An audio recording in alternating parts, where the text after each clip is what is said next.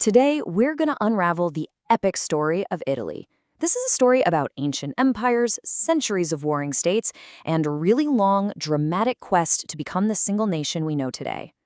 So let's start with this famous quote. Back in the 19th century, an Austrian chancellor basically said Italy was just a geographic expression. And you know what? For centuries, he was kind of right. The place we call Italy wasn't a country. It was just a jumble of territories on a map, usually run by somebody else. So how in the world did that expression finally become a nation? Well, it's this incredible story of a unity that was lost and then fought for over hundreds and hundreds of years. All right, let's dive in. To really get this story, we have to go way back. We're talking ancient Rome.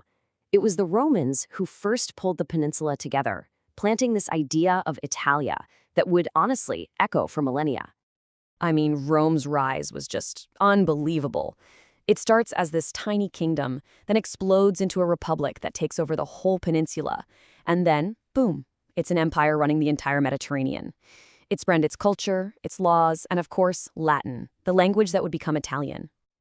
And this is so important.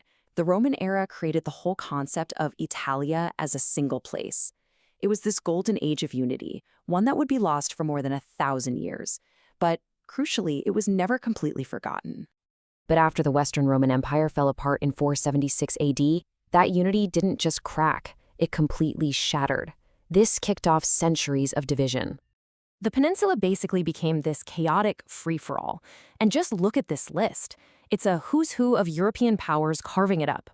Germanic tribes, the Pope ruling his own kingdom, powerful independent city-states, and this revolving door of foreign kings down in the south.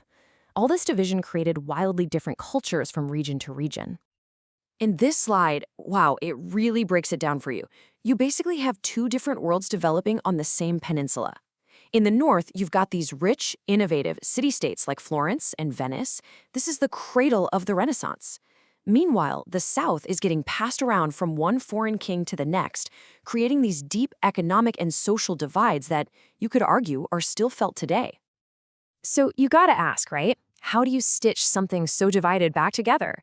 Well, the answer came in two huge waves. First, a cultural rebirth that gave people a shared identity. And then, a political movement that actually forged the nation. I mean, think about it. We're talking about the Renaissance. Leonardo da Vinci, Michelangelo. Even though they lived in different states, their genius gave all Italians this incredible, common cultural heritage. For the first time in forever, someone from Venice and someone from Sicily could feel this sense of shared greatness. But, a masterpiece painting doesn't make a country. For that, you needed a political fight. And that fight was called the Risorgimento, which means resurgence.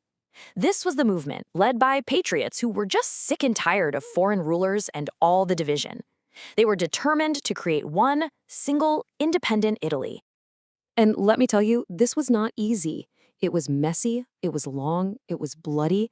It took decades of failed revolts. You had the brilliant political maneuvering of Count Cavour up in the north, and then you had the revolutionary fire of Giuseppe Garibaldi, who led his 1,000 red shirts on this legendary conquest of the South. And finally, in 1861, all these different pieces were slammed together to create the Kingdom of Italy. Okay, so they did it. They made a country. But, and this is a big but, creating a country on paper is one thing. Making it actually work is something else entirely. The new Italy faced enormous challenges right out of the gate. 9 million. Just let that number sink in. That's how many people packed up and left. This really gets at what became known as the Southern Question. Unification didn't magically fix the crushing poverty in the South. Instead, it kicked off one of the biggest mass migrations in modern history, with millions heading for the Americas, just hoping for a better life. And the hits just kept on coming. The brand new nation was almost immediately thrown into the meat grinder of World War I. They felt cheated after the war, this feeling of a mutilated victory, which created a lot of anger and helped fuel the rise of Benito Mussolini's fascist dictatorship. And that, of course, dragged Italy into the absolute disaster of World War II on the side of Nazi Germany, leading to total and complete defeat. So after all that chaos, the war, the fall of fascism, Italy pretty much had to hit the reset button. It had to rebuild itself from the ground up and, once again, figure out what it even meant to be a nation. And they made a huge decision. On June 2nd, 1946, the people themselves got to choose. They voted to ditch the monarchy, which had been tied up with fascism, and they chose a new path as a republic. This laid the foundation for the country we know today. And what happened next was, well, a flat-out miracle. Fueled by post-war aid and a surge in industry, Italy had what they call an economic miracle. Just look at this chart. The growth was explosive.